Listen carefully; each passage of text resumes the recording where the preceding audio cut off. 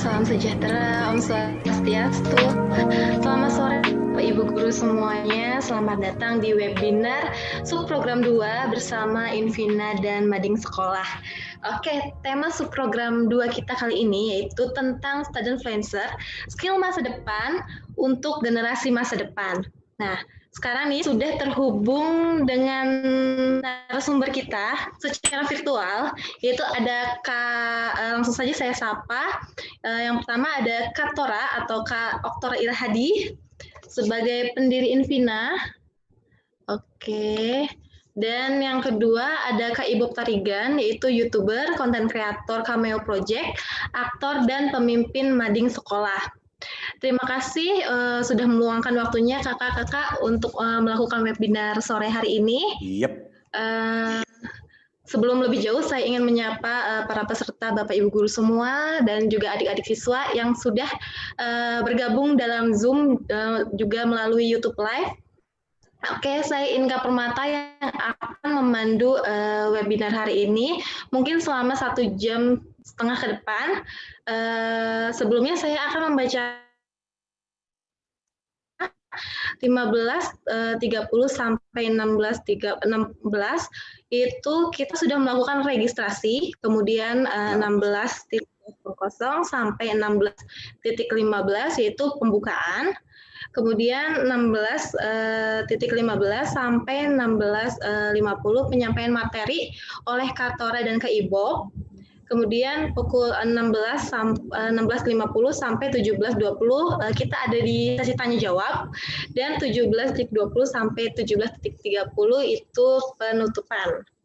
Oke, langsung aja nggak perlu lama-lama, kita langsung memasuki sesi yang paling utama, sesi penyampaian materi yang akan disampaikan langsung oleh dua narasumber keren kita hari ini, yaitu Katora dan Kak.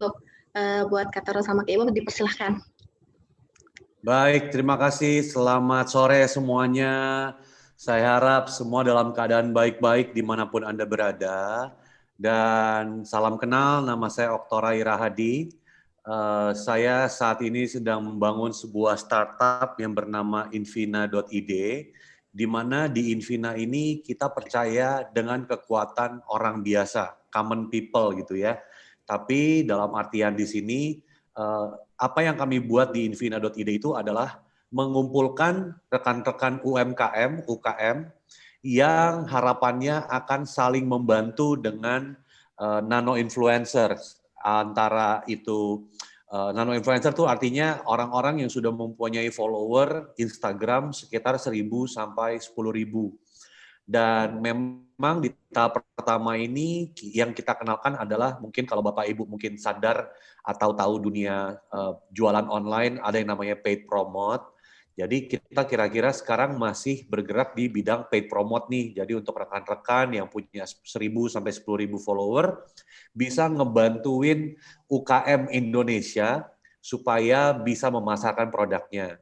Tapi dalam waktu ke depan kita akan keluarkan layanan yang baru, itu layanan untuk foto, video, sosial media, untuk membantu UKM juga nih. Jadi untuk rekan-rekan semua mungkin untuk Bapak Ibu guru yang jago bikin konten, yang bisa bikin sebuah konten, boleh banget bergabung Bapak Ibu di Invina.id. Nah, sekian itu aja sih perkenalan saya. Dan saya langsung masuk aja ya, skill masa depan untuk generasi masa depan.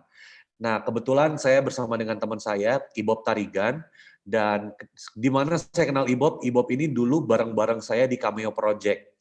Jadi per Januari 2020 saya sudah tidak di Cameo Project, saya membangun si Invina tadi.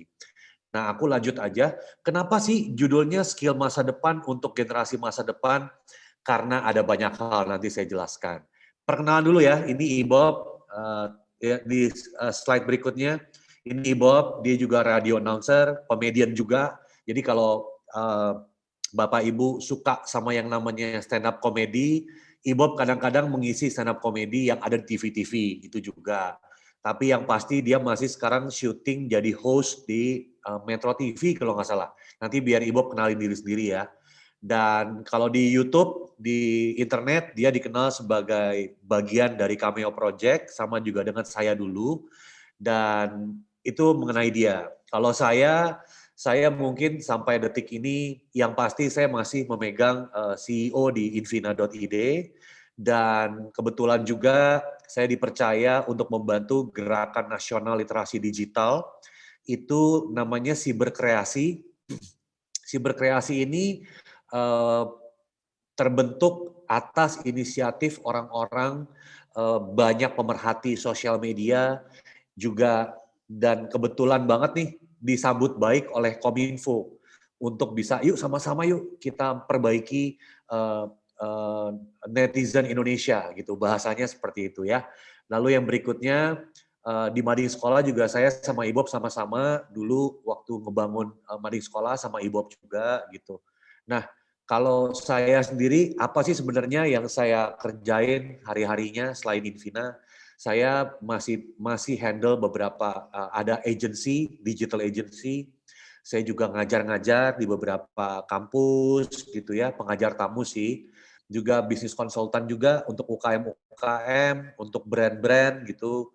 Terus sempet juga kalau mungkin tahu Provok Magazine, saya sempat di sana. Dan juga ya pokoknya saya dulu retail juga lah, jualan juga gitu. Jadi saya tahu betul apa yang saya bicarakan gitu ya. Kita lanjut aja slide berikut.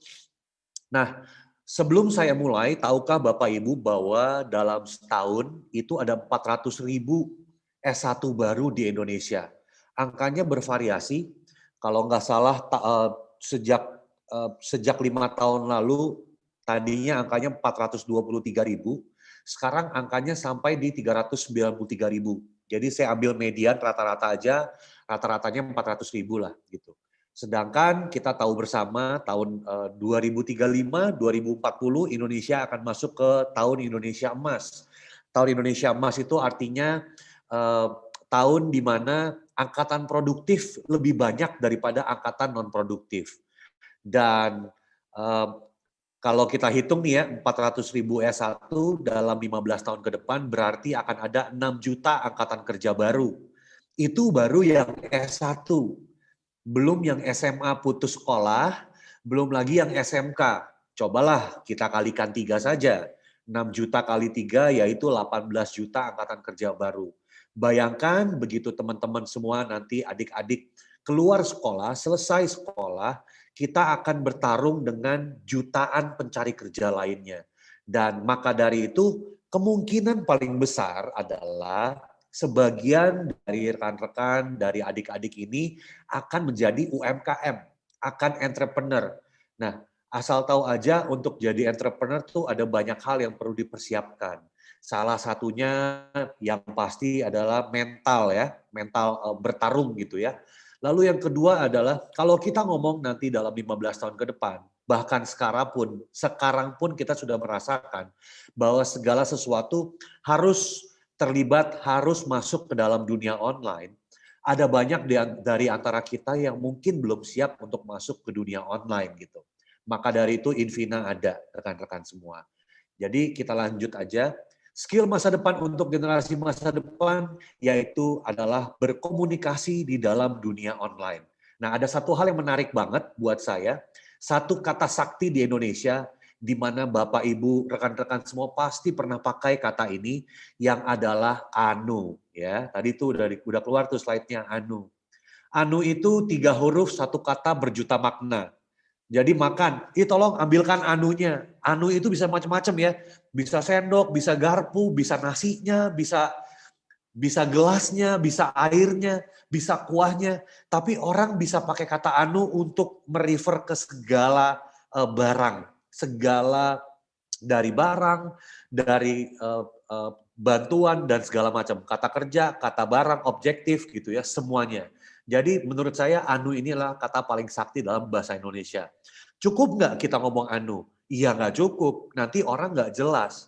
Semua bisa menangkap hal yang berbeda-beda. Begitu pula di dalam dunia online. Mungkin kita lanjut aja ke slide berikut. Nah, di Indonesia sendiri sekarang ada 271 juta penduduk di Indonesia. 175 juta diantaranya sudah masuk di dunia online, di internet gitu ya. Jadi penetrasinya akan semakin kecil setiap tahunnya. Tapi yang pasti yang menarik di sini adalah orang sekarang nonton TV sambil megang handphone. Bangun tidur yang dia cari handphone. Mungkin ada di antara kita yang sudah melupakan yang namanya berdoa ya. Karena seharusnya kan kita bangun tidur doa dulu ya teman-teman semua ya. Gitu. Dan menurut perhitungan, menurut survei, orang itu menghabiskan waktu 9 jam sehari. 9 jam sehari menggunakan internet. Itu untuk chatting, untuk main game, untuk sosial media mungkin, tapi ada 9 jam. Jadi waktunya dari 24 jam, 9 jam itu ada di internet gitu ya. Dan setelah ditanya lebih jauh lagi, ternyata sosial media, search, dan menonton video adalah aktivitas yang paling populer.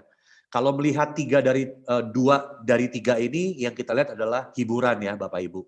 Jadi apa ya, kalau saya boleh kasih pesan dari awal, sewaktu masuk dunia online, tolong jangan terlalu serius. Sewaktu terlalu serius, nanti orang nggak ada yang nonton apa yang kita buat. Kita lanjut aja, slide berikut. Nah, sadarkah Anda bahwa saat ini sedang ada pertempuran di bidang informasi? Kita lanjutkan, komunikasi, informasi sama mungkin. Saat ini di Indonesia ada 43.000 platform media online.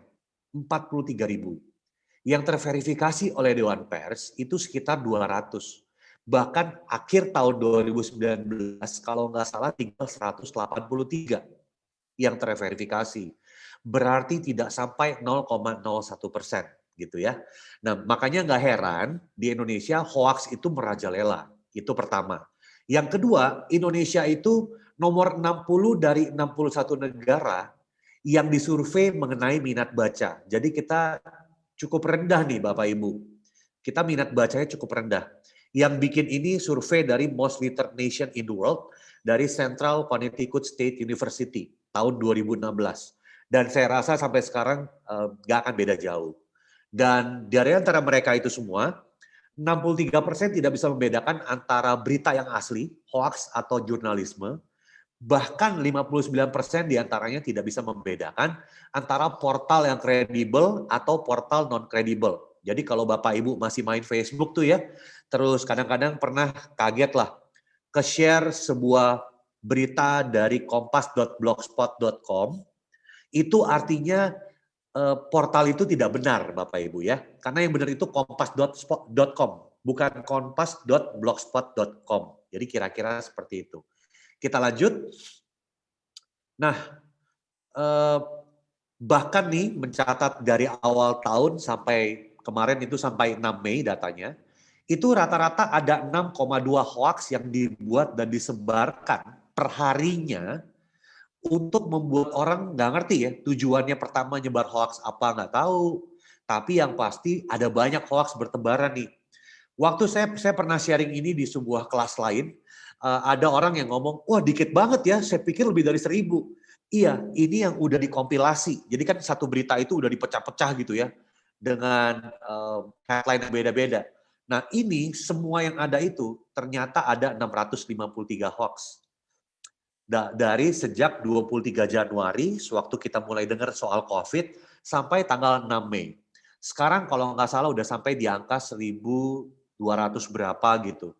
Tapi saya nggak mau ngomongin itu. Jadi yang paling penting adalah selain komunikasi yang udah berantakan, nomor 2 adalah infodemic. WHO mencatat ada yang namanya infodemic. Infodemic ini artinya gini, ada terlalu banyak berita yang berlebihan yang nggak perlu tapi masuk semua ke dunia online. Nah, ini saya sampaikan fakta-fakta ini tujuannya adalah supaya kita semua tahu bahwa di internet memang ada begitu banyak problem. Tapi sebenarnya dalam 10 tahun, bahkan dalam 6 bulan terakhir, kita mestinya sadar bahwa internet ini adalah masa depan. Dan kita untuk masa depan memerlukan skill yang berbeda. Kira-kira seperti itu. Kita perlu skill yang berbeda. Kita lanjutkan. Nah, termasuk mengkonsumsi media di internet. Dan paling banyak kenaikan itu terjadi di sosial media ya. Instagram mencatat kenaikan 40%, WhatsApp mencatat kenaikan 51%, Facebook mencatat 40%, YouTube bahkan sampai terlalu berat servernya, jadi dia turunin kualitas gambar dari 720 jadi 480. Coba bayangkan ada berapa banyak live event seperti ini yang terjadi di Indonesia setiap harinya. Jadi pasti berat banget servernya gitu ya. Kita lanjut aja ke slide berikut. Nah, ini yang orang lakukan di kala pandemi, termasuk untuk Bapak Ibu mungkin yang mengajar via online kelas gitu ya. Ternyata cuma sebagian dari atas dari pinggang ke atas yang serius, yang pinggang ke bawahnya mungkin pakai celana pendek gitu ya. Atau mungkin sambil dia matiin videonya dia sambil makan donat gitu ya. Jadi ada banyak sesuatu kelucuan sih biasanya. Sewaktu ini tiba-tiba kepencet nyala gitu videonya dia sambil makan mungkin. Jadi jangan terlalu dibawa ke hati ini Bapak Ibu, dibawa santai aja. Karena memang kondisinya seperti sekarang gitu ya. Makan, nonton, sosial mediaan. Bahkan di Instagram, sekarang setiap jam 7 malam ada yang namanya waktu Indonesia bagian live. Kayaknya semua orang live gitu, saya nggak ngerti kenapa. Nah kita lanjut aja, itu cuma suatu bayangan data-data yang ada. Jadi Bapak Ibu bisa mengerti maksud dari apa yang kita mau sampaikan. Nah, orang Indonesia memilih untuk tetap mendapatkan informasi tentang berita terkini, mungkin yang untuk Anda yang tahu banget, kalau nggak salah minggu kemarin ya, ada yang Odading ya, kalau nggak salah. Odading, siapa yang nggak tahu di Indonesia Odading itu? Saya nggak tahu Odading apaan aja, sampai cari tahu, oh ternyata itu roti bantal. Roti bantal itu Odading gitu loh ya, teman-teman semua, rekan-rekan. Yang pasti adalah seperti ini, kita muda atau tua masih mencari berita. Bedanya adalah berita seperti apa yang mau dicari. Jadi kalau Bapak Ibu membuat suatu berita, pastikan berita itu dicari sama orang gitu kan. Makanya clickbait laku lah gitu. Nah, intinya orang Indonesia tetap mengkonsumsi berita. Bentuknya aja yang berbeda nih sekarang. Nah, kita lanjut ke halaman berikut. Nah, mari kita kenal audiens kita di dunia digital. Lanjut, halaman berikutnya. Nah, ini sekedar gambaran. Angka 8 ini menggambarkan 3 hal. Pertama, rata-rata orang hanya melakukan 8 hal di internet. Bayangkan cuma ada 8 kok sebenarnya. Jadi nanti di belakang ada datanya. Lalu rata-rata orang menggunakan 8 aplikasi dalam sehari. Jadi kalau Bapak Ibu mau bikin aplikasi khusus buat sekolah Anda sendiri gitu ya. Take out-nya gini nih, key take out-nya. Jadi kalau mau bikin aplikasi buat sekolah Anda sendiri, saya bisa pastikan yang menggunakan aplikasi tersebut mungkin hanya orang sekolah Anda sendiri. Gitu. Kenapa? Karena yang tahu sekolah Anda ya yang terlibat di sekolah Anda. Itu pun mungkin murid-muridnya agak males ya untuk bikin aplikasi sendiri. Maka dari itu Media Lab ada. Kenapa enggak daripada bikin aplikasi sendiri, udah join aja. Bikin sesuatu yang menarik di Media Lab gitu ya. Nah itu nomor 2. Yang nomor 3, rata-rata attention span, yaitu waktu yang dipakai orang untuk memperhatikan sesuatu, itu hanya 8 detik. Orang punya attention span cuma 8 detik. Itu bisa sangat terlihat sewaktu Anda bermain YouTube. Waktu Anda buka YouTube, Anda kan skip ads 5 detik, Anda mau buru-buru skip aja, ya kan? Belum 5 detik aja Anda mau skip kok, gitu. Padahal mungkin aja tayangan tersebut berguna buat Anda, tapi Anda mau skip aja. Kenapa itu? Karena attention span Anda itu hanya 8 detik. Mungkin bisa jadi cuma 3 detik sekarang. Semakin kemari, semakin maju dunia, semakin banyak konten dihasilkan, semakin pendek lah attention span kita. Kita lanjut aja halaman berikut. Nah, rentang waktu manusia mengkonsumsi konten hanya 8 detik. Tadi saya sudah jelaskan. Menariknya adalah bahkan ikan mas koki itu punya 9 detik Bapak Ibu. Jadi memang gimana ya, kalau saya sih melihatnya dari sisi pandang kalau membuat konten apapun itu atau membuat tulisan, gambar dan kawan-kawan, usahakan dalam waktu 3 sampai 8 detik pertama Anda sudah bisa menyampaikan maksud yang Anda ingin sampaikan. Kita lanjut. Nah, ini kira-kira gambarannya ya. Untuk kata-kata orang hanya akan membaca 62 kata. Misalnya Anda menulis 500 kata gitu ya, satu tulisan artikel 500 kata. Yang orang baca di awal itu 62 kata. Itu udah lumayan banyak menurut saya. Terutama kalau Anda perhatikan clickbait yang terjadi di dunia online gitu ya. Nah, sedangkan kalau kita ngomong bahasa visual, gambar, image gitu, orang akan ambil 80%. Berarti sangat penting untuk Anda bisa mengkomunikasikan sesuatu tulisan dalam bentuk gambar gitu. Ini ceritanya seperti inilah gitu. Jadi langsung memikat mereka. Kita lanjut aja halaman berikut. Nanti kita kasih aja ini. Nah, ini yang tadi saya bilang. Orang hanya lakukan 8 hal di internet. Dan yang paling tinggi 6 di antaranya, 6 dari 10 ya, ini kan dipaksakan ya.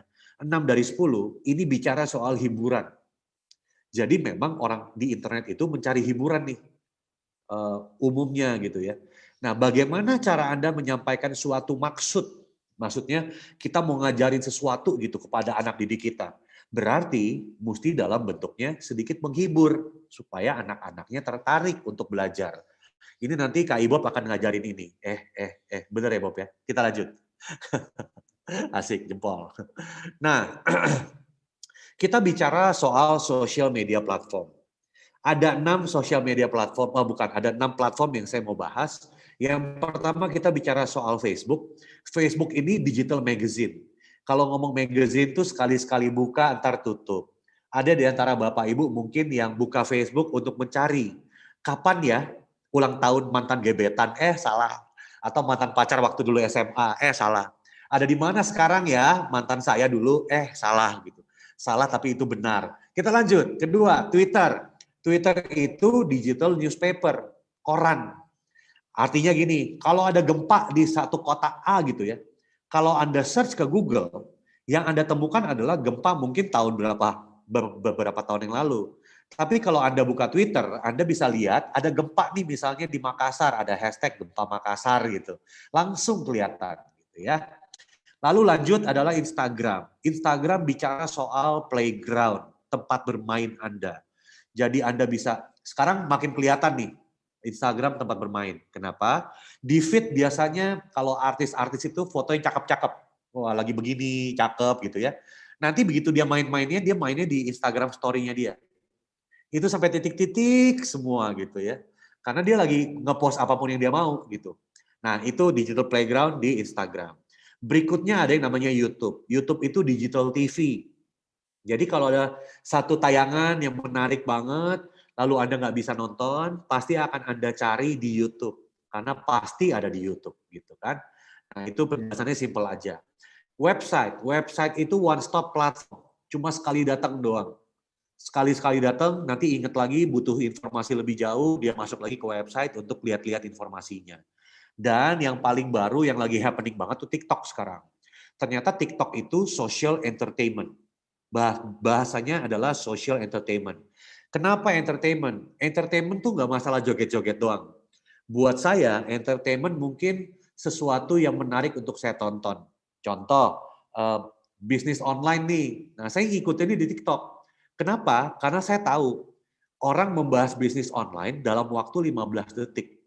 Jadi waktu yang dipakai nggak terlalu banyak gitu. Kira-kira begitu untuk social media platform. Kita lanjut ke halaman berikut. Nah, ini tipikal orang-orang di dunia online. Yang pertama adalah mereka sejak lahir udah bosenan, Bapak Ibu. Jadi asal sadar aja kenapa attention span makin pendek. Karena memang mereka dari lahir bosenan. Kenapa bosenan?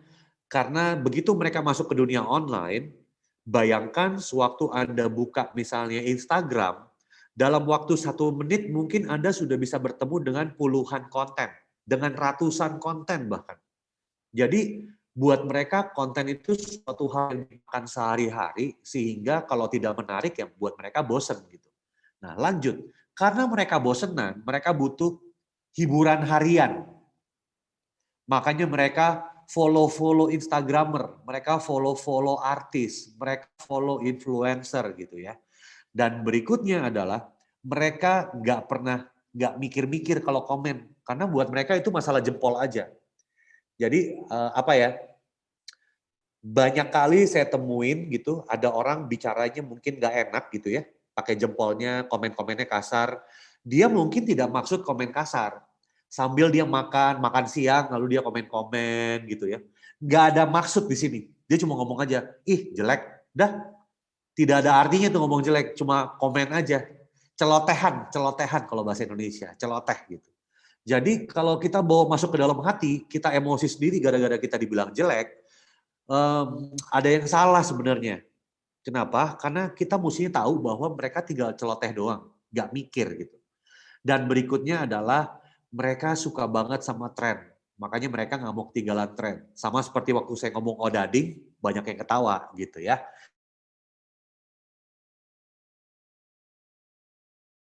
Halaman berikut. Nah, oke. Di sini saya cuma mau bilang bahwa sebenarnya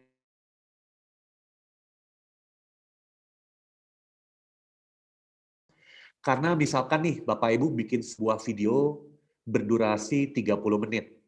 Video durasi 30 menit itu bisa dipotong jadi 2 menit, 1 menit jadiin trailer, di meme, dijadiin poster, dijadiin tulisan. Nah, artinya dari sebuah video, konten ini bisa bertransfer. Halaman berikutnya biar kelihatan lebih jelas. Halaman berikut. Nah, ini kalau mungkin Bapak Ibu tahu Ada Apa Dengan Cinta ya, mungkin pernah nonton. Bener ya? Kayaknya masih ada satu lagi deh. Oh sorry, masih ke atas. Kayaknya masih ada Apa Dengan Cinta. Nah, ini contoh Ada Apa Dengan Cinta gitu ya. Sebuah film, ada posternya, ada meme-nya, agak naik ke atas, terlalu cepat. Naik lagi satu. Nah, ini nih. Ada posternya, ada meme, jadi berat kamu sekarang berapa? Rangga, yang kamu tanyakan ke saya itu jahat gitu ya. Itu jadi meme gitu namanya. Lalu bisa jadi tulisan juga. Ini kan contoh yang bisa saya kasih lihat gitu ya. Pasti banyak banget contoh lain yang pernah Bapak Ibu, teman-teman semua yang ada di Facebook, YouTube yang pernah ngalamin ini. Jadi dari sebuah video bisa turun ke berbagai macam format. Nah, kita langsung aja ke contoh kasus. Kenapa saya sebut ini skill masa depan untuk generasi masa depan? Karena gini, di masa depan kita semua akan mengandalkan online. Nah, di dunia online ini ternyata bikin konten bagus aja nggak cukup, teman-teman semua. Ada beberapa hal yang perlu dipikirkan, termasuk misalnya 8 detik pertama. Saya sering banget temui, jadi saya dan Kak Ibob pernah keliling Indonesia lah ya, untuk ngajarin anak-anak pelajar juga. Pelajar kelas 3 SMA, kita kumpulin sekitar 300 orang dalam satu kota di satu provinsi, dari beberapa kota mereka kumpul, lalu kita ajarin, kita training bagaimana caranya membuat konten yang baik gitu ya. Dan ternyata setelah kita ajarin pun, setelah video itu tayang, 8 detik video itu sangat penting. Nah, yang kita dapati adalah ada begitu banyak video yang pembukaannya itu adalah perkenalan sekolah dulu selama 5 detik, lalu judulnya dengan lagu-lagu, setelah itu baru masuk ke pembahasannya. Nah, coba bayangkan orang yang nonton pakai handphone nontonnya, lalu dia lihatin di sekolah 5 detik muter-muter gitu ya. Itu konten. Dilewat misalnya 500 anak gitu ya. Misalnya di sekolah itu 500 anak. Lalu ada satu orang siswa yang bikin video, kok yang nonton cuma 5 ya? Ternyata dia lempar ke teman-temannya dan teman-temannya malas nonton karena udah tahu nih 8 detik pertama tidak menyenangkan gitu. Nah, pahitnya orang adalah melihat dari titik awal. Dia ngelihatnya tuh di depannya doang. Kalau di depannya nggak menarik dia pergi gitu. Nah, ini contoh-contoh yang perlu Bapak Ibu rekan-rekan semua sadar bahwa di depan nanti sewaktu Anda mau mesti fasih berdunia digital, ini adalah bukan konsep sebuah yang sangat penting gitu. Sebuah bekal yang sangat penting. 5 detik pertama, terus orang pakai internet cuma buat hiburan aja. Jadi bagaimana konten pelajaran itu bisa dikemas dalam bentuk yang lebih menghibur. Itu jadi penting banget gitu. Nah, ini aku kasih contoh aja di sebelah kiri dan sebelah kanan. Ini contoh yang atas ya. Misteri di museum sama misteri di museum. Saya sebagai pencinta image, saya pilih yang kiri atas. Tapi sewaktu kita tanya ke teman-teman yang milenial, teman-teman yang generasi Z gitu ya, kalian pilih mana di antara dua? Kebanyakan pilih yang sebelah kanan. Kenapa? Ada gambar mukanya. Yang kedua, tulisan misteri di museumnya lebih jelas. Gitu. Sama juga dengan yang gambar yang di bawah nih, dua yang di bawah. Di bawah ini kita bicara soal perbedaan antara baby boomer dan Gen X. Kita ngebahas soal jaga diri, jaga jarak. Ini waktu awal-awal COVID nih ya. Jaga diri, jaga jarak. Ternyata yang waktu nonton live itu cuma 233. Kecil tuh ya angkanya, 233 untuk ukuran siberkreasi. Lalu setelah jadi videonya kita upload, kita ganti thumbnailnya dengan ini nih. Demi social distancing, naik ojol punggung-punggungan. Kan lebih menarik nih judulnya ya. Itu yang nonton sekarang mungkin udah 700-an apa 800-an apa mungkin 1000-an kali. Saya udah nggak ngeliatin lagi. Nanti saya bukain ya biar lebih jelas. Tapi yang pasti orang-orang di digital lebih memilih bentuk yang sebelah kanan bawah, bukan yang kiri bawah. Karena buat mereka lebih menarik, lebih menghibur, walaupun isinya tuh dalam banget gitu. Isinya tuh berat banget. Oke, kita lanjut. Bukan clickbait loh ya ini. Karena memang ada omongan demi social distancing, naik ojol, punggung-punggungan gitu. Kita lanjut slide berikut. Nah, ini sama nih Bapak Ibu. Mungkin ada di antara Anda semua yang suka sama yang namanya infografik. Nah, sekarang bayangkan kalau misalnya kita taruh Instagram infografik di IG story gitu ya, misalkan. IG story itu hanya 15 detik. Kira-kira mungkin nggak orang bisa menikmati konten yang ini dalam waktu 15 detik? Nggak mungkin. Nggak mungkin, udahlah. Ini mesti dilihatin, dipelototin gitu ya, bener nggak sih gambarnya, datanya bener apa enggak gitu. Nah, idenya adalah seperti ini, slide berikut. Slide berikut ini salah satu brand yang saya sempat handle sekitar 2 tahun yang lalu, Zurich. Jadi ini sama infografik dan sederhana pula, tidak serumit tadi. Ini infografik juga. Nah, kita slide berikutnya. Dari infografik yang ini, kita bisa pecah jadi 4 story. Jadi 4 cerita. Jadi dipecah gitu loh. Mudahkan orang untuk dikomunikasikan, mendapatkan informasi yang kita mau sampaikan. Bikin mereka mudah. Kenapa? Karena mereka nggak mau merhatiin, yang pertama itu. Yang kedua, minat bacanya aja males. Ketiga, apalagi kalau rumit-rumit. Kalau rumit siapa yang mau nonton, siapa yang mau lihat gitu. Jadi informasinya nggak nyampe. Ini berlaku untuk semua, termasuk untuk online shop, berlaku juga untuk pelajaran, berlaku juga untuk pengumuman pemerintah, pengumuman sekolah, ini berlaku juga, Bapak Ibu ya. Jadi bisa dibentuk di storytelling, menjadi generasi melek finansial, gitu kan. Nah, kita lanjut aja, halaman berikut. Nah, ini sekitar contoh aja dari post, kita lihatnya dari Instagram post orang ya. Yuk, kita lihat. Tadi saya udah bilang yang paling penting adalah 8 detik pertama. Ya, 8 detik pertama. Nah, apa sih yang orang lihat dalam 8 detik pertama? Yang pertama biasanya kalau kita ngomong Instagram gitu ya, yang orang lihat adalah gambar secara keseluruhan. Itu pertama dia lihat. Setelah dia lihat gambar secara keseluruhan, nomor 2 dia akan lihat tulisan yang paling besar, yang paling dominan. Di sini kita bicaranya why you hate your work. Ya. Lalu berikutnya baru tulisan pendukung. Jadi biasanya tuh I love Mondays, why I hate your work gitu ya. Baru habis itu terakhir orang baca captionnya. Jadi kalau gambarnya sudah menarik, Anda mau menyampaikan apapun di captionnya, orang lebih bisa memahami. Tapi bayangin gambarnya tidak menarik, lalu kita bikin informasi selengkap mungkin di caption, orang nggak bakal baca. Itulah sebabnya sebuah post di Instagram itu tidak engage gitu ya. Bayangannya seperti itu. Tidak terjadi obrolan di situ. Nah, kita lanjut untuk pembuatan konten yang mesti diingat adalah informasi apa yang ingin diketahui oleh audiensmu. Jadi kalau misalnya mau ngomongin soal libur sekolah, pengumuman libur sekolah gitu ya. Jadi yang mesti digaris bawahi adalah liburnya dulu gitu. Baru informasi lanjutannya. Yang kedua, gambar seperti apa yang disukai oleh audiensmu atau video seperti apa yang disukai gitu ya, visual seperti apa. Yang ketiga, apa kalimat yang akan membuat audiensmu ingin tahu lebih jauh. Yang keempat, penjelasan apa yang ingin diketahui lebih dulu di caption awal. Karena begitu baca juga kan juga mesti menarik ya, kalau enggak ditinggalin juga. Kita lanjut ke halaman berikut.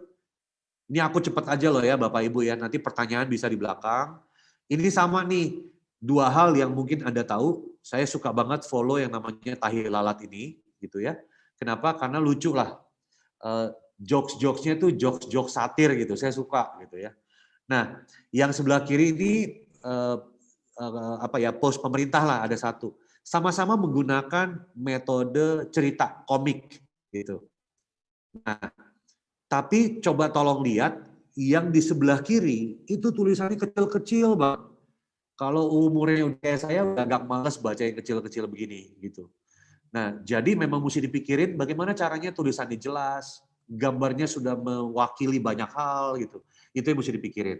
Nah, biasa di kelas workshop saya akan tanyakan pendapat Anda bagaimana, tapi ini nanti kita tanya-tanya jawab aja, kita ngobrol Q&A di belakang ya. Lalu kita lanjut ke halaman berikut.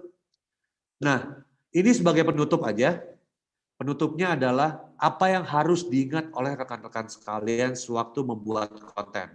Konten adalah skill masa depan untuk generasi manapun sebenarnya. Yuk kita lanjut halaman berikut. Yang pertama adalah branding. Penting nih, branding itu bicara soal kamu ingin dikenal sebagai apa. Kalau sekolah udah jelas, sebagai edukator, ya kan?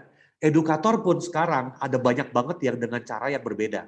Termasuk Millia Lab. Millia Lab sedang menyajikan konten edukasi dengan cara yang berbeda, gitu ya. Nah, itu kamu ingin dikenal sebagai apa? Edukator misalnya. Yang kedua yang mesti diingat adalah siapa audiensmu. Jadi tolong bahasanya disesuaikan dengan audiens kita, dengan siapa yang menikmati kontennya. Disesuaikan gitu. Nah, dari situ baru kita bicara soal prinsip dasar si konten tadi. Sewaktu ada buat konten, ingat 8 detik pertama. Yang kedua, konten harus mudah dimengerti dengan bahasa yang dimengerti. Kalau misalnya Anda tinggal di desa Cicahem gitu ya, nggak usah ngomongin kehidupannya Atta Halilintar, kejauhan gitu ya. Ngomongin yang biasa aja. Ya. Mungkin orang paling kaya di Cicahem mungkin kayak gitulah gitu ya, biar gampang gitu. Nah, berikutnya adalah kontekstual dengan tren. Kalau odading lagi ngomongin odading, kue bantal, ya mungkin kita bisa sedikitlah menyajikan kue bantal dalam soal cerita gitu. Nanti Kak Ibob yang akan dijelasin, dia jenius nih kalau gitu-gituan nih. Lalu, bahasa yang relevan dengan audiens. Relevan nggak bahasa kita gitu ya. Jangan tiba-tiba pakai bahasa Inggris, udah salah banget. Saya dari tadi pengen ngomong bahasa Inggris tuh susah bener kayaknya di sini. Karena buat saya nggak tahu, kita baru ketemu hari ini, saya perlu menyampaikan dengan bahasa yang paling gampang, paling mudah dimengerti, supaya apapun yang skill masa depan ini Anda butuhkan, itu sampai gitu. Bayangan saya cuma itu. Dan yang nomor terakhir, nomor 5 adalah, sewaktu misalnya Anda post sesuatu di Instagram, jangan dicuekin, langsung dijawab. Itu tujuannya adalah supaya bisa ngelecehin, kalau bahasa saya ngelecehin, ngakalin mesin. Karena mesin mencatat Bapak Ibu. Begitu Anda post, berapa like, berapa komen, berapa share, berapa yang save.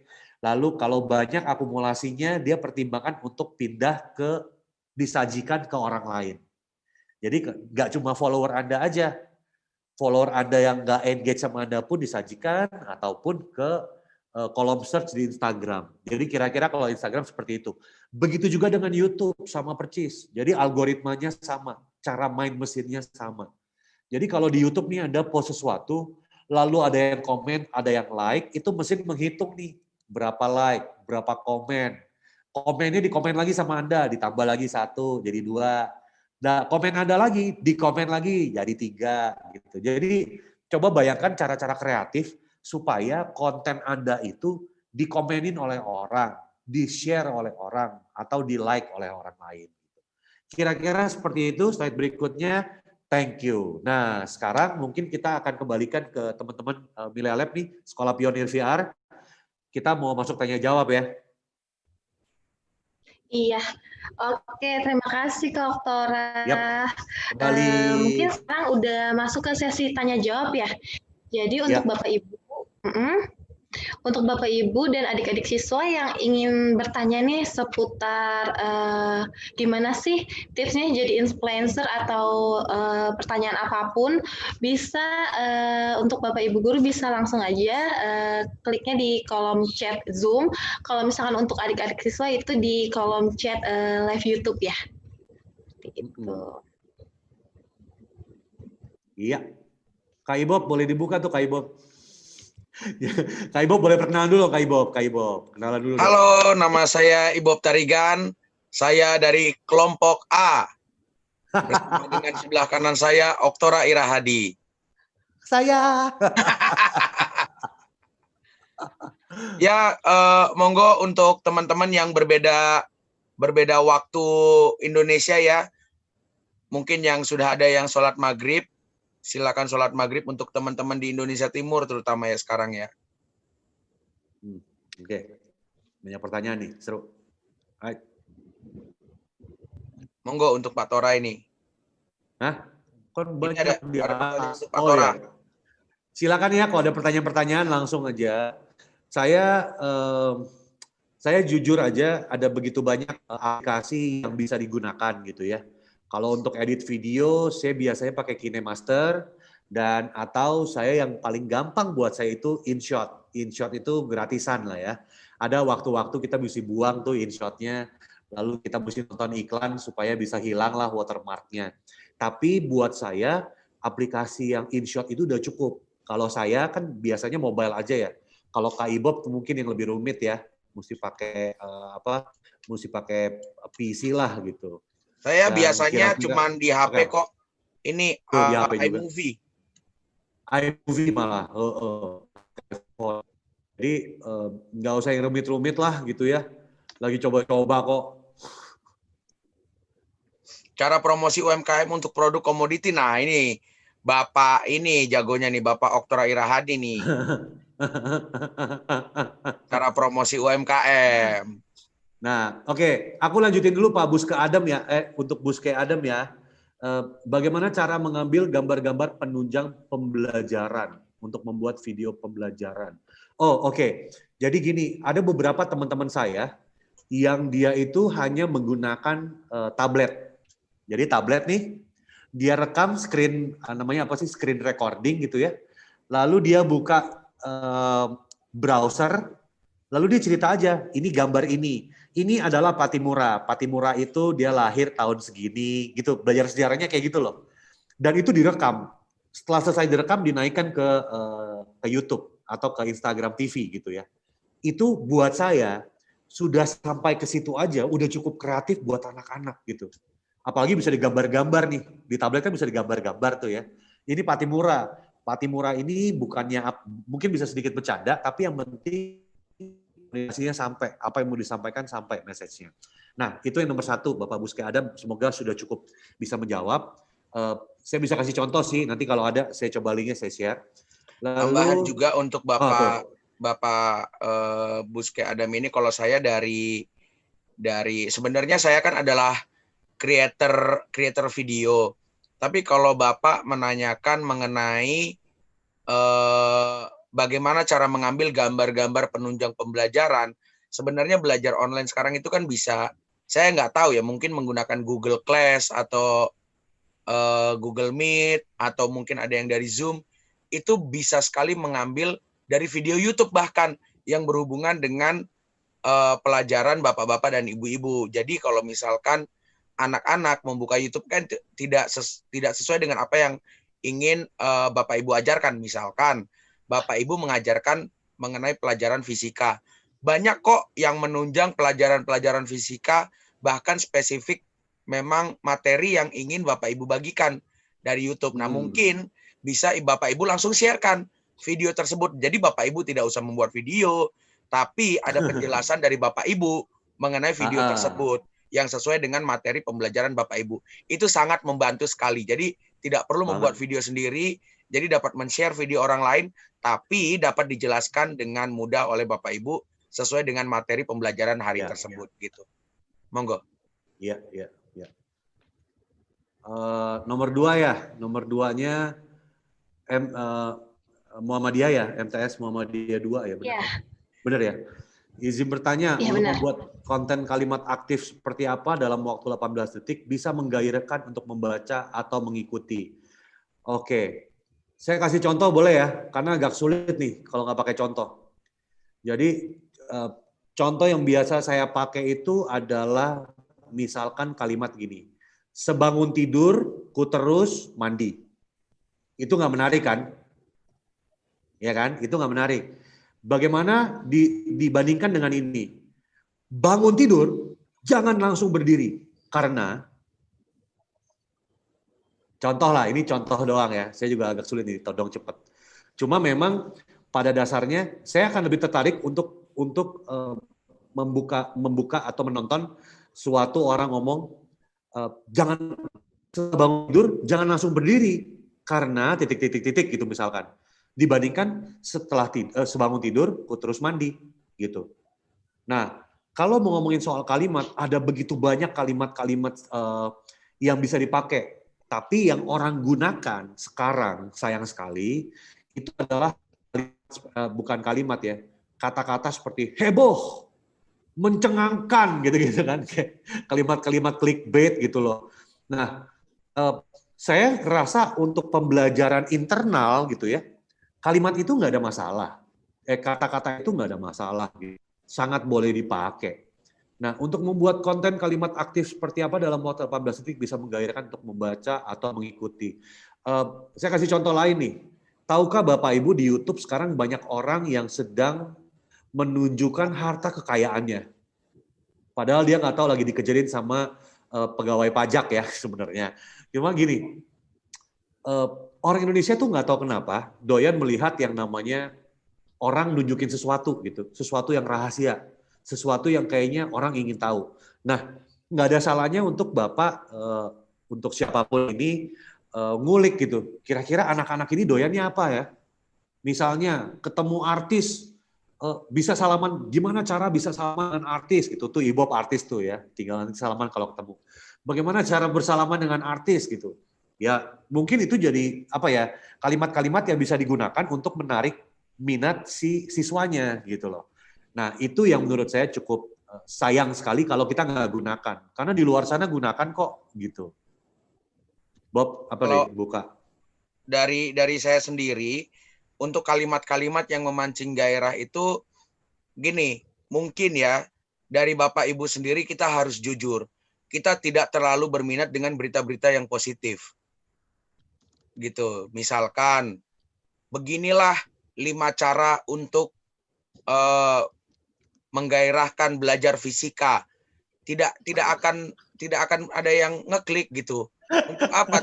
Tidak perlu saya 5 hal menggairahkan saya belajar fisika. Tapi kalau misalkan kalimatnya adalah 5 cara yang salah dalam belajar fisika. Nah, kemungkinan akan ada yang mengklik. Karena apa sih yang salah dalam belajar fisika gitu. Tapi di situ bisa disebutkan cara yang benarnya juga. 5 kesalahannya adalah itu kan hanya permain kata do and don'ts gitu. Jadi misalkan belajar fisika jangan sambil nonggeng gitu. Kenapa? Ya capek, udah gitu aja gitu. Sebenarnya itu kan cara yang salah dalam belajar fisika. Ya betul gitu. Jangan misalkan. Tapi kan orang sudah paling tidak yaitu menggairahkan untuk membaca atau mengikuti gitu.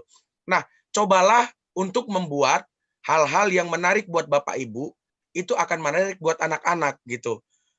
Jujur aja lah, ibu-ibu aja itu mungkin sukanya nonton gosip gitu. Bagaimana mungkin anak-anaknya itu sukanya belajar fisika? Iya kan? Nah, mungkin pelajaran dari gosip itu bisa dibuat untuk menjadi fisika, misalkan seperti itu gitu. Kasih contoh, Bob, kasih contoh. Misalkan Nikita Mirzani terjungkang dari atas bis. Berapa derajat Nikita Mirzani itu terjungkang ketika bis berjalan dalam kecepatan 40 km per jam, misalkan seperti itu. Jadi, jenius loh emang. Jadi, sebenarnya pengetahuan ibu-ibu itu menarik. Cuman ibu-ibu pikir, anak-anak tidak boleh untuk mengetahui gosip. Itu kan tidak ada faedahnya, hanya banyak mudaratnya. Ibu-ibu, karena ibu-ibu hanya berpikir mudaratnya. Coba ibu-ibu berpikir mengenai hal baiknya gitu. Tidak ada yang salah dengan Nikita Mirzani, ibu-ibu, kalau dia berpakaian rapi dan insya Allah memakai kerudung gitu. Kalau dia berhijab. Pernah memang Nikita Mirzani berhijab, tapi akhirnya dia membukanya lagi. Itu yang salah, ibu-ibu. Gitu dia. Jadi buat saya maksudnya seperti apa? Jangan mendiskreditkan atau mengecilkan pengetahuan ibu-ibu mengenai apa yang dibicarakan di komplek oleh ibu-ibu lain gitu misalkan. Tapi buatlah itu menjadi sesuatu yang menggairahkan untuk anak-anak gitu. Itu. Odading jadi, lah, odading. Ya, odading misalkan kayak gitu. Jadi banyak sekali sebenarnya yang kita pikir itu hal simpel, kita pikir itu adalah pengetahuan simpel atau hanya pengetahuan, ini mah buat saya sehari-hari aja, bukan untuk pelajaran. Tapi sebetulnya ketika kita mengungkapkannya di depan kelas atau di depan layar komputer, itu lebih menarik buat anak-anak daripada kita membuat soal cerita yang tidak relevan gitu. Iya, iya. Monggo, silakan kembali lagi kepada Bapak Oktora. Kayak contoh yang kemarin menarik buat saya. Jadi kayak misalnya sekarang nih saya ngajarin anak saya yang umurnya kelas 3 SD gitu ya. Jadi saya ngajarin dia dengan cara dia ada satu permen yang dia suka banget, namanya permen Kiss. Jadi saya beli tuh satu renceng banyak gitu ya, satu renceng Kiss. Nah, saya cuma ngajarinnya gini, ini ada permen Kiss. Kalau kamu punya 10, lalu tiba-tiba adik kamu datang dan ngambil 2, sisa berapakah permen kamu? Nah, itu kan kayak anak-anak lebih nangkep gitu ya, dibandingin kita ngomongin ini ada duit nih 100.000. Anak 3 SD mah belum tahu duit gitu. Anak saya sih nggak tahu ya, nggak tahu dengan anak bapak ibu. Tapi yang pasti cara itu bisa digunakan. Contoh si odading, kamu punya 5 odading gitu. Nah, kamu punya 5 odading, terus tiba-tiba bapak ambil 1. Berarti berapa sisa odading yang ada di tangan kamu? Ada 4 Pak, sambil makan gitu kan. Nah, itu cara yang lebih gampang untuk menjelaskan kepada anak-anak dan dibuat lebih kreatif gitu ya. Nah, kita lanjut ke pertanyaan berikut kali ya. Cara promosi UMKM untuk produk komoditi. Komoditi itu berarti yang mesti diolah lagi, benar ya? Kalau nggak salah itu bukan ya? Nah, kalau saya jujur, cara promosi UKM untuk produk community itu komoditi itu produk untuk end user kayaknya yang langsung dipakai oleh end user. Komoditi end user ya, bukan yang diolah lagi ya? Enggak, bukan produk olahan. Produk olahan kalau itu namanya. Oke. Kalau produk komoditi malah lebih gampang tuh Pak. Jadi kalau kita ngomongnya digital marketing, terutama kita ngomong marketing, nah Bapak mungkin boleh join ke Invina dulu ya. Murzaini ini Bapak atau Ibu, saya mohon maaf nih sebelumnya. Tapi mungkin saya setiap hari ngasih kelas, setiap hari ngajarin bagaimana caranya UKM bisa berjualan online. Nah, yang paling gampang itu sekarang, yang paling murah itu adalah menggunakan influencer. Influencer seperti apa? Yang paling murah. Yang kedua, Anda bisa pakai Facebook Ads. Yang ketiga, Anda mesti masuk di marketplace, Tokopedia, Bukalapak. Nah, apapun yang Anda jual, Anda search dulu produk. Contoh Anda jualan batu gitu ya, Anda jualan batu. Coba deh, Anda buka Tokopedia gitu, Anda search batu, lalu lihat batu mana yang paling laku. Ada loh, kan kelihatan tuh. Ini terjual 5 piece, ini terjual 20 piece. Tinggal ikutin percis, gambarnya, formatnya sama seperti mereka. Ya dirubah gambarnya yang lebih menarik tentu saja, tapi secara format dalam artian penjelasannya, terus gambar pertama, gambar kedua, gambar ketiga, gambar keempatnya itu bisa diikutin tuh. Karena gini, orang di online yang pertama dia lihat adalah gambar. Setelah dia lihat gambar dan gambar yang menarik, yang dia mau lihat kedua adalah harganya berapa. Yang ketiga, setelah dia cocok dengan harganya, baru dia lihat ada yang udah pernah beli belum ya? Apakah teman saya pernah beli nggak ya? Itu testimonial tuh bahasanya. Nah, kalau 3 unsur ini udah tercapai, harga bagus, gambar menjelaskan dengan baik, dan juga udah ada orang yang beli, Anda tinggal berdoa, mestinya barangnya laku. Mestinya. Gitu, mestinya ya. Gitu. Nah, itu untuk Bapak Murzaini ya, Bapak atau Ibu, saya kurang tahu, mohon maaf. Ini dari Sulbar ya, Bapak Hilman Paturusi. Saya sering melatih guru-guru membuat video, bagaimana strategi untuk guru pemula, apakah mereka sudah dari awal menggunakan prinsip seperti yang disampaikan Abang tadi. Malah sejak pemula mesti pakai prinsip itu. Karena kalau kita tidak menggunakan prinsip itu, penontonnya nggak ada. Begitu penontonnya nggak ada, akhirnya dia akan merasa, aduh kayak sia-sia nih saya bikin video begini nih, karena nggak ada yang nonton. Nah, pelajaran yang bisa diambil dari YouTuber-YouTuber, mungkin Ibob bisa cerita lebih jauh nanti. Yang pasti, di 8 detik pertama itu, Anda lihat, Anda suguhkan sesuatu yang paling menarik. Mau ngambil contoh mungkin Bapak ini follow Bapak Deddy Corbuzier misalkan. Deddy Corbuzier di 3 detik pertama, dia itu lagi ngomongin hal yang paling kontroversi. 3 detik pertama loh. Hah, yang bener aja, masa begitu? Oke, 1, 2, 3, close the door. Baru masuk video aslinya. Berarti di 3 detik pertama, dia udah suguhkan satu hal paling menarik yang ada di video tersebut. Itu yang akan menarik orang menonton selanjutnya. Bayangannya gitu kira-kira.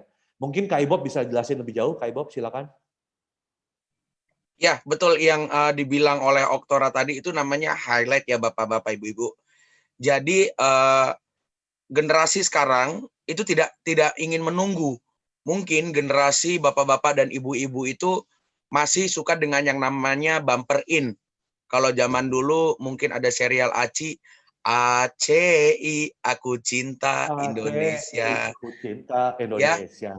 masih seneng gitu ngelihat sawah-sawah dulu dengan ada orang yang naik sepeda ontel kayak gitu. Padahal belum masuk ke cerita. Tiap episode ibu melihat ACI, ibu pasti melihat awalnya itu dan ibu-ibu dan bapak-bapak tidak pernah men-skip itu karena memang tidak bisa di-skip TVRI ketika itu ya, gitu. Tidak ada skip ad-nya juga waktu itu TVRI. Tapi karena itu masih weekly dan tidak setiap hari disodorkan ke depan bapak-bapak ibu-ibu, bumper in itu masih bagus ditaruh di depan meskipun bapak ibu tidak tahu ceritanya. Tapi sekarang anak-anak yang seperti dibilang Oktora tadi adalah cepat boring gitu. Mereka pengen tahu. Saya klik ini, saya terpengaruh dengan gambarnya atau judul. Itu pasti pertama. Either saya terpengaruh dengan thumbnail atau saya terpengaruh dengan judul. Tidak ada yang saya ingin tahu isinya dulu. Nah, ketika saya terpengaruh dengan thumbnail atau judul di YouTube atau di sosial media lain, saya akan klik. Dan ketika saya klik, yang saya ingin tahu pertama adalah apa maksud dari judul dan gambar tersebut. Nah, jadi ibu bapak kasih dulu 5 detik awal yang namanya highlight itu. Seperti yang dikasih oleh Deddy Corbuzier. Bahwa, nah, ternyata COVID-19 itu obatnya adalah 3, 2, 1, close the door. Nah, kan orang kan bingung gitu, apa ya? Nah, baru dibicarakan dari awal. Oh, ternyata obatnya adalah hati yang riang gembira supaya imunitas meningkat gitu. Tapi kan sudah termakan dulu oleh tingkat kepercayaan orang untuk sebuah pertanyaan tersebut gitu. Itu yang tadi dimaksud bahwa di depan kasih tahu dulu highlight-nya supaya orang tahu apa yang dia tunggu. Masalahnya kalau orang nggak tahu apa yang dia tunggu, dia akan skip pasti. Silakan. Gitu aja, Bapak Oktora. Oh iya, siap. Lanjut dong. Udah menjawab lah ya, udah menjawab ya. Ya, jadi pokoknya kenapa? Jadi sekali saya juga membantu ini menjawab apakah mereka sudah dari awal menggunakan prinsip yang disampaikan tadi. Kalau bapak-bapak dan ibu-ibu masih belum sanggup memproduksi materi yang bapak ibu ingin sampaikan, monggo dicari di YouTube dan silahkan diberikan kepada anak-anak karena meskipun itu ada di YouTube belum tentu anak-anak melihat video yang bapak ibu ingin sampaikan dan itu sangat mudah sekali gitu. Bisakah pembuatan satu konten untuk semua sosmed? Bagaimana tipsnya kata keterbatasan waktu dalam pembuatan? Boleh aja. Mungkin tipsnya adalah ya itu tadi sama kok. Mau di Instagram, kalau Instagram lebih dari 1 menit kan bisa di IGTV gitu. Tapi sampaikan dulu di awal berapa detik awal harus tahu dulu. Saya nunggu apa sih? Itu aja. Mau IG, mau YouTube itu sama aja kok, bapak-bapak, ibu-ibu. Apa kategori plagiarisme tentang video di YouTube supaya kita tidak disebut plagiator? Nah, ini tergantung dari konten apa yang Bapak Ibu ingin sampaikan ya, karena yang pasti kalau lagu itu kalau misalkan, tapi sebenarnya gini, untuk plagiator di YouTube itu sudah ada hukumnya kok. Jadi kalau misalkan Bapak Ibu menggunakan musik yang ada di YouTube itu akan di-mute atau akan di-take down gitu. Jadi sebenarnya tidak ada yang disebut plagiator kecuali seperti teman-teman calon sarjana yang waktu itu sempat heboh gitu. Itu memang mengangkat video murni dari sana dari entah channel apa gitu langsung dibuat bahasa Indonesianya aja. Tapi kan Bapak Ibu di sini bukan setahu saya bukan untuk komersil ya, tapi untuk belajar. Jadi video yang dibuat sebagai sebuah pembelajaran untuk murid-murid. Menurut saya segala sesuatu yang dibuat sendiri dan untuk kepentingan pelajaran sendiri itu original sih. Meskipun itu referensinya dari video orang, nggak apa-apa. Tapi misalkan ada guru fisika di luar negeri yang Bapak Ibu sangat kagumi gitu dalam memberikan, wah, materi yang disampaikan oleh beliau ini di dalam bahasa Inggris gitu ya, di dalam bahasa Inggris itu sangat relevan kalau saya membagikannya dan mempelajari dalam bahasa Indonesia. Jadi Bapak Ibu dengan plek-plekan membagikan apa yang dia bagikan tapi dalam bahasa Indonesia. Itu menurut saya ya, menurut saya itu sah sekali. Gitu.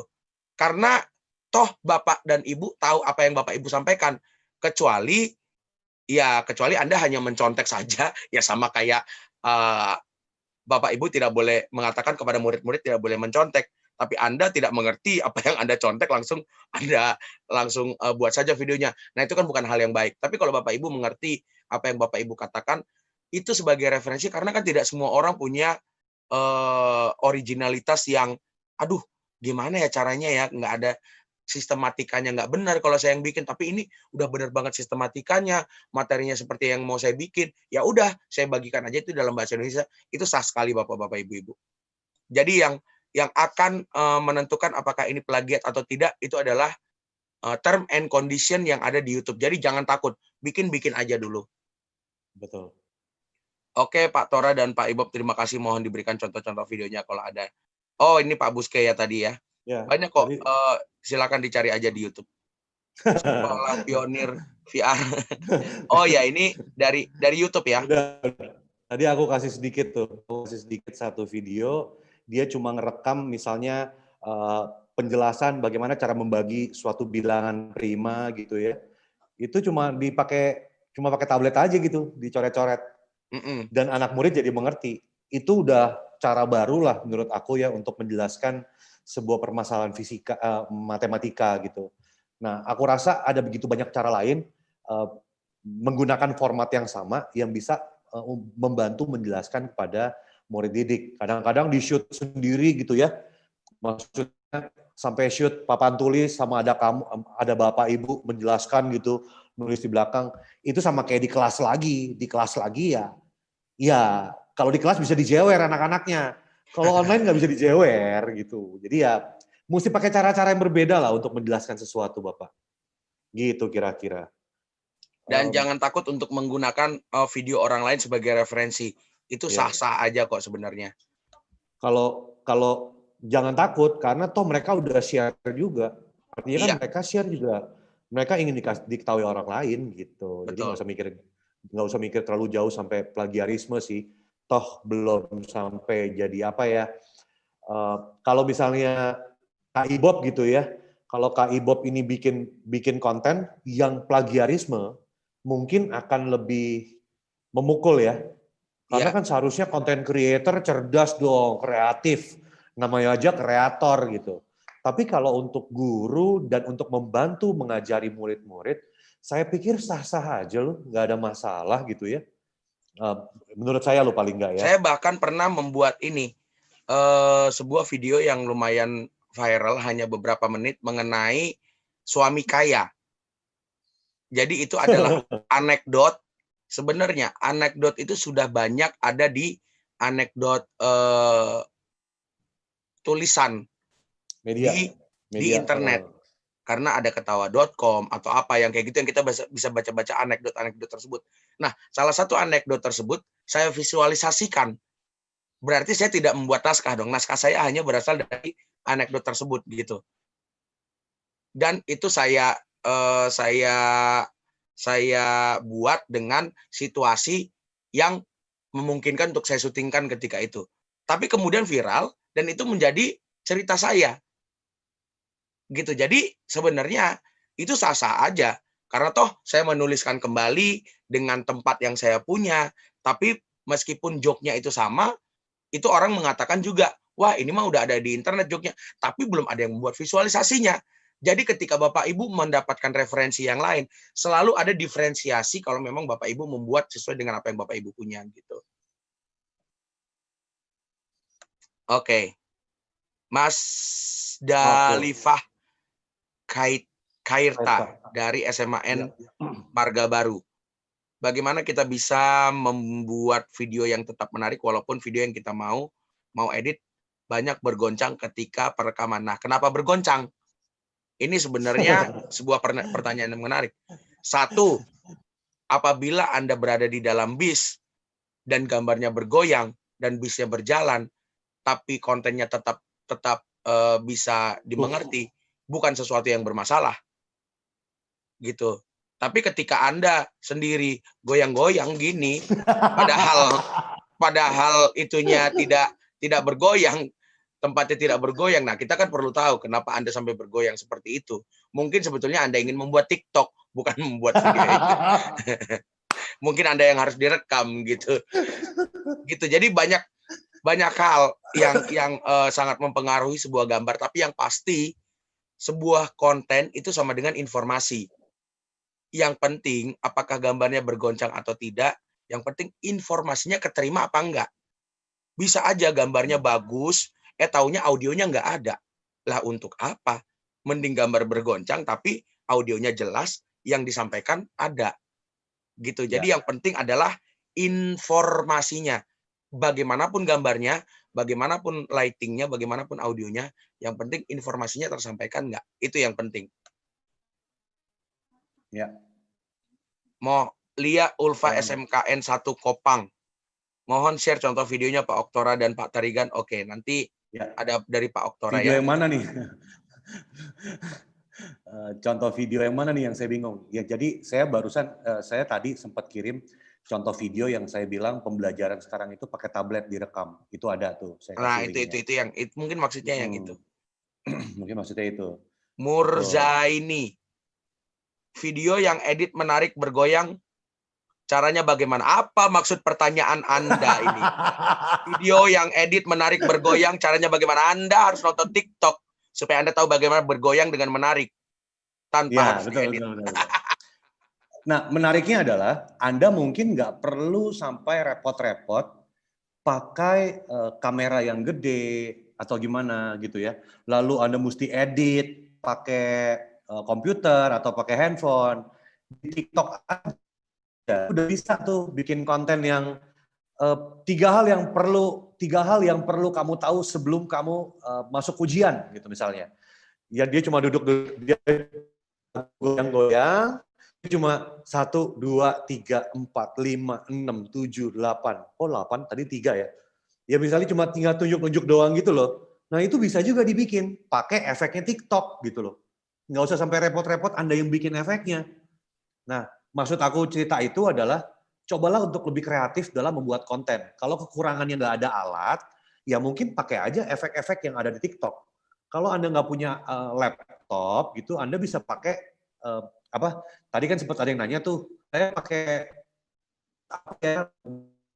Aduh, pakai TikTok aja udah bisa banyak hal. Bisa pakai stiker, bisa pakai filter, bisa nambahin tulisan, bisa nambahin lagu gitu. Nah itu kayak apa ya? Kita mesti lebih kreatif aja waktu membuat konten gitu. Saya sendiri karena males muka saya keluar di TikTok, saya cuma fotonya anjing-anjing doang yang lucu-lucu. Tapi follower saya 3.600 loh, gitu-gitu. Jadi kayak apa ya? Kalau kita bisa memaksimalkan apa yang ada di tangan kita, mestinya sih kita nggak akan punya banyak kesulitan untuk membuat konten yang ingin kita sampaikan gitu. Suatu konten yang ingin, suatu message yang kita mau sampaikan gitu. Nah itu mungkin sekedar masukan aja buat teman-teman semua, buat Bapak Ibu yang ada. Jadi kenapa nggak pakai aja? Kan TikTok bisa sekarang kalau nggak salah 5 menit ya? Saya 1 menit aku lupa. Bikin aja di TikTok. Sekalian aja, habis itu download, lalu post lagi di IG Story, terus post lagi di IG TV gitu kan. Bisa banget gitu Bapak Ibu. Iya, begitu. Dari Miss Endang, terima kasih Kak Ibob, sama-sama Miss Endang. Ini dari Bapak Oktora Irahadi tadi untuk Bapak Buske Adam ya. Iya, betul. Dari Irmawani LG Ibu ini ya. Iya. Jadi kalau saya ambil sedikit cuplikan di video hidup, kemudian saya masukkan ke video saya lagi. Karena video itu mendukung materi pelajaran saya, kira-kira seperti itu. Saya takut saya jadi plagiator. Saya belum buat sebenarnya karena takut. Untuk pembelajaran menurut saya, kalau bukan untuk diupload secara komersil ya, itu sah-sah aja. Tapi lebih baik tidak diupload secara komersil, Bu. Jadi mungkin kalau misalkan diupload di YouTube pun hanya sebagai pembelajaran Ibu, berarti di private atau itu yang hanya linknya aja tuh unlisted namanya kayak gitu. Tapi jangan dipublish. Karena kalau dipublish betul itu akan kena karena Ibu mengambil video orang. Gitu. Ya, kalau memang Ibu mau kalau memang Ibu mau mengambil hanya sebagian. Tapi kalau full video itu Ibu butuhkan, kenapa nggak Ibu pakai linknya dia aja ketika Ibu mengajar gitu. Jadi akan lebih mudah misalkan Ibu sambil post, lalu berbicara lagi, lalu Ibu lanjutkan lagi, lalu berbicara lagi seperti itu.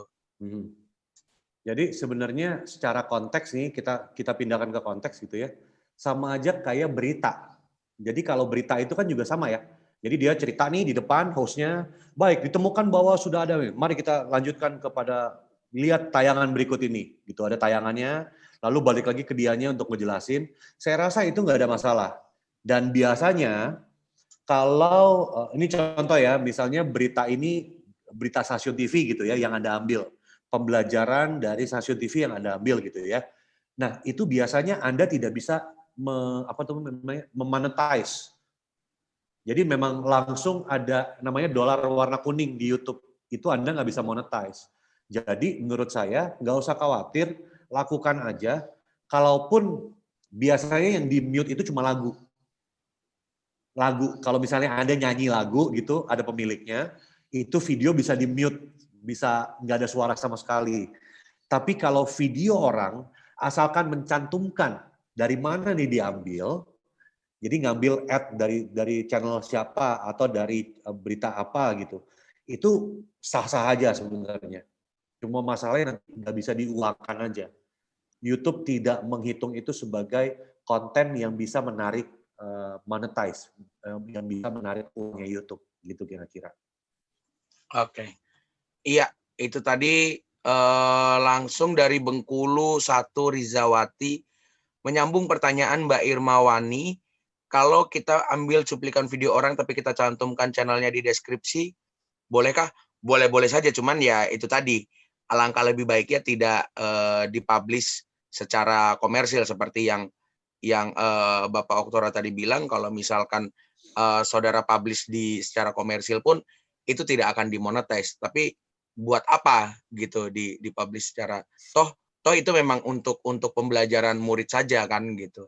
Jadi sah-sah aja kalau semuanya untuk pembelajaran murid, Bapak Ibu menaruhnya unlisted atau hanya private dan nanti dipasang ketika belajar mengajar, itu sah-sah saja semuanya. Oke. Dari Natsmi Laili. Natsmi dari Jambi. Wong Jambi sayu juga wong Jambi nih. Mana Jambinya, Bu? Wai. Ngapu saya tanya. Oke. Boleh tidak kita membuat video pembelajaran yang di dalam video kita ada cuplikan video orang lain yang isinya mendukung materi di video kita? Oh iya, maaf sudah terwakilkan pertanyaannya. Satu pertanyaan lagi. Durasi yang cocok untuk video pembelajaran efektifnya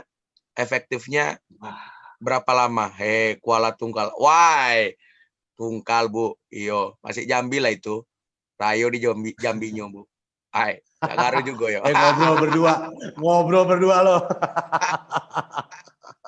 Oke, jadi sebetulnya kalau ditanya tentang durasi pembelajaran kan tergantung Bapak Ibu kan punya jam pelajaran kan. Berapa lama jam pelajaran yang Bapak Ibu punya itu.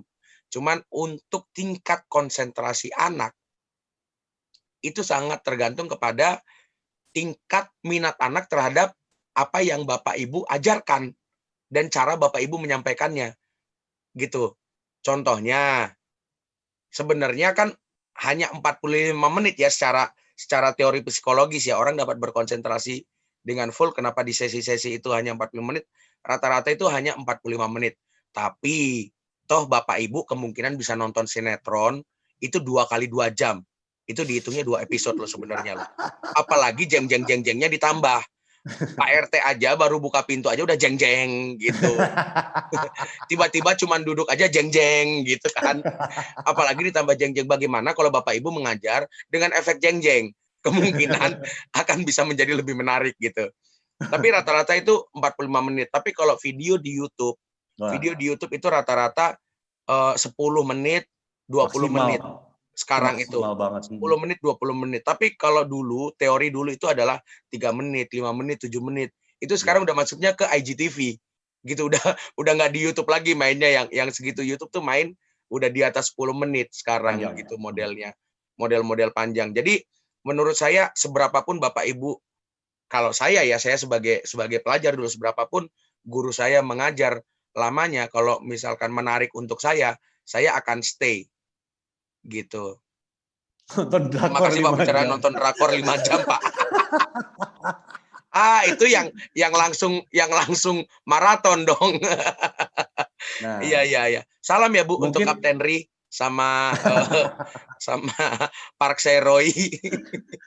nah, kalau aku mungkin ada tambahan nih. Artinya gini, coba pembelajaran kita yang bisa kita ambil dari Tukul apa sih? Tukul Arwana dengan acara dia, hostingnya dia gitu. Ada jargon-jargon yang dia pakai gitu ya. Kembali ke laptop gitu kan. Itu sebenarnya dari satu segmen ke segmen berikut, dia akan ngomongin itu tuh. Ayo kembali ke laptop gitu kan. Jadi mungkin nggak ada salahnya untuk Bapak Ibu juga gunakan jargon-jargon itu tuh. Kalimat-kalimat yang bisa membuat anak didik Anda tuh lebih terfokus lagi gitu. Nah, itu bisa dicoba gitu ya. Nah, kalau saya sendiri mungkin sekarang saking pendeknya attention span gitu ya, mungkin 5 menit itu udah maksimal banget menurut saya. 5 sampai 6 menit video pembelajaran, sisanya Bapak Ibu menjelaskan secara lebih menarik bagaimana caranya di video tersebut nih kita jelasin lagi gitu. Nah, mungkin cara itu jauh lebih masuk akal dibandingin ayo ya, anak-anak nonton ya. Kita kan nggak tahu ya, maksudnya menarik buat satu anak yang lain dengan anak yang lain berbeda. Ini yang mesti dipikirin. Menurut Anda video ini menarik, belum tentu buat saya menarik. Jadi bagaimana dengan cepat, dengan ringkas, dan dengan cara yang berbeda, dengan cara yang kreatif, apapun materi pembelajaran yang ingin Anda sampaikan ke anak didik Anda, itu sampai. Jadi durasi lagi.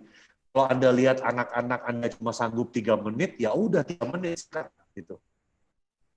Problemnya kan gimana 3 menit itu pelajaran mungkin butuhnya 15 menit. Nah, itu jadi PR. Jadi video mungkin tujuannya cuma apa ya? Kayak bikin orang menarik baru Anda jelasin.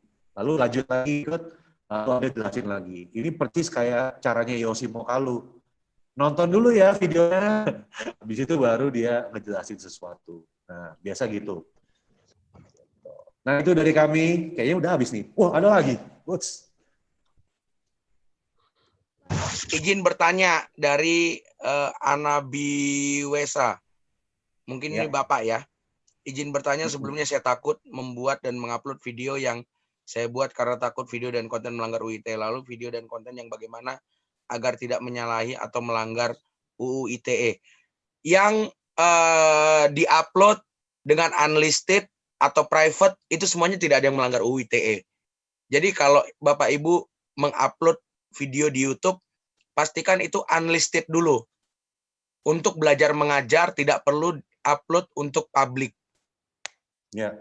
Dan itu semuanya tidak pernah ada yang salah, meskipun Anda mengupload video orang dengan lagu-lagu orang, semuanya dari awal sampai akhir, tidak ada yang melanggar UU ITE selagi Bapak Ibu menguploadnya secara private dan unlisted, khusus untuk kelas Bapak Ibu gitu. Ya.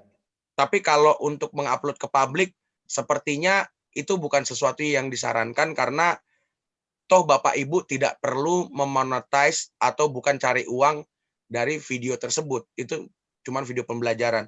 Kalau yang Bapak Ibu memang ingin menjadi content creator, yang ingin videonya dipublish secara umum, nah itu diusahakan untuk tidak menggunakan video-video orang lain.